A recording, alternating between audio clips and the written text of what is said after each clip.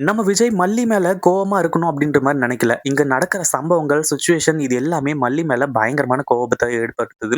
அந்த ஒரு டைம்ல தான் நம்ம விஜய் கிட்ட அதாவது மல்லி வந்து தனியா பேசுறாங்க. "நீங்க வந்து இந்த மாரி பண்ணுவீங்க, இந்த மாரி பேசுவீங்கன்னு நான் கொஞ்சம் கூட எதிர்பார்க்கல விஜய். அதாவது இதுக்கு முன்னாடி நீங்க வந்து ஒவ்வொரு முறையும் ஏதாச்சும் ஒரு தப்பு பண்றீங்க. மறுபடியும் வந்து மன்னிப்பு கேட்கிறீங்க.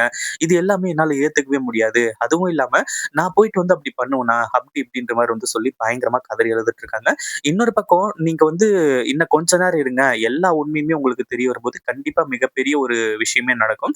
அப்போ வந்து நீங்க என்ன புரிஞ்சுக்குவீங்க. ஆனா இந்த முறை நான் கண்டிப்பா உங்கள நான் ஏத்துக்க போறதே கிடையாது. அப்படின்ற மாரி வந்து சொல்றாங்க. அதாவது விஜய மன்னிக்க போறது கிடையாதுன்னு சொல்லிட்டு.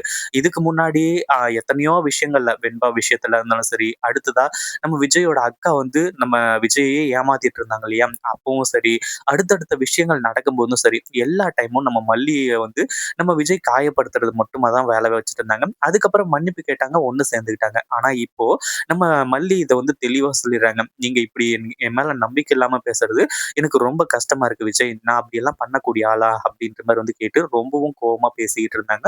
அதுக்கப்புறம் என்னாச்சு அப்படின்னா, நம்ம விஜய் இருந்துட்டு மல்லிய சமாதானப்படுத்துறாங்க. இதெல்லாம் அப்பாற்பட்ட விஷயம். ஆனா மல்லி இருந்துட்டு இல்ல விஜய். நீங்க வந்து அதாவது உண்மையிலேயே என்ன நடந்துச்சு? ஏது நடந்துச்சு? அதுவும் இல்லாம இங்க என்ன நடக்குது? அது எல்லாத்தையுமே நான் வந்து உங்களுக்கு புட்டு புட்டு தெளிவா வந்து எல்லாத்தையுமே காட்டுறேன். அப்பதான் உங்களுக்கு எல்லா உண்மையுமே புரியும். நான் ஆதாரம் இல்லாம சொல்றது நீங்க ஏத்துக்கவே இல்ல. அதாவது சுடர பத்தி சொல்லும்போது நம்ம விஜய் சுத்தமா ஏத்துக்கல. "நீ எதுக்காக அப்படி நெனைக்கிற? அது ரேணுகா தான். அதுல எந்த ஒரு சந்தேகமும் கிடையாது."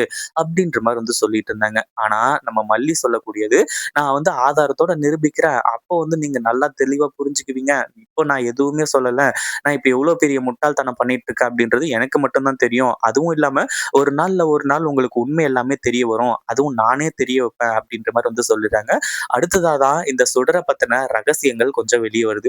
ஏன்னா ரகு, அடுத்ததா சுடர் இந்த பேர்லாம் வந்து தெரியும். உண்மையிலேயே இங்க என்ன நடந்துச்சு, ஏது நடந்துச்சுன்றது நம்ம மல்லிக்கு தெரியாது. ஆனா என்ன பிரச்சனை அப்படின்றத தெரிஞ்சுக்கிறாங்க.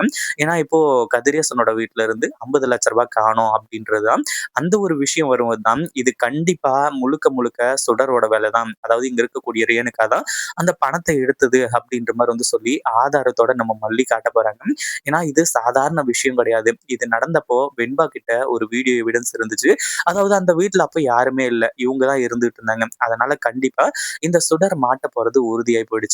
அதுவும் இல்லாம நம்ம விஜய் இருந்துட்டு இத்தன நாளா கான்ஃபிடென்ட்டோட இருந்துட்டு இருந்தாங்க. அதுவும் இல்லாம தொலைஞ்சு போன பொண்டாட்டி கிடைச்சதுனால நம்ம விஜய் கொஞ்சம் சந்தோஷமா இருந்தாங்க.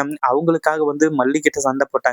இது எல்லாமே ஓகே தான். ஆனா மல்லி இருந்துட்டு எல்லா உண்மையுமே தெளிவா வந்து எடுத்துரைக்கும்போது, கண்டிப்பா விஜய் அதை ஏத்துக்கிட்டு தான் ஆகணும். அதுவும் இல்லாம நம்மள சுத்தி என்ன மாய வலை இருக்கு அப்படின்றது விஜய் தெரியாம தான் இது எல்லாத்தையுமே பண்ணிக்கிட்டு இருக்காரு.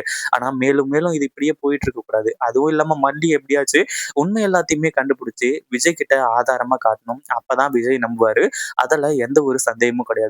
இந்த சுடரோட ஆட்டம் வந்து சீக்கிரமா நிறைவேறணும். அதாவது சுடரோட ஆட்டமே முடியணும் அப்படின்ற மாரி வந்து நினைக்கிறவங்க, மறக்காம கீழ கமெண்ட் பண்ணுங்க. இந்த வீடியோ பிடிச்சிருந்தா லைக் பண்ணுங்க, ஷேர் பண்ணுங்க. இப்பதான் நம்ம சேனலுக்கு ஃபர்ஸ்ட் டைம் வரீங்க அப்படின்னா, கீழ இருக்க சப்ஸ்கிரைப் பட்டன பிரஸ் பண்ணிக்கோங்க.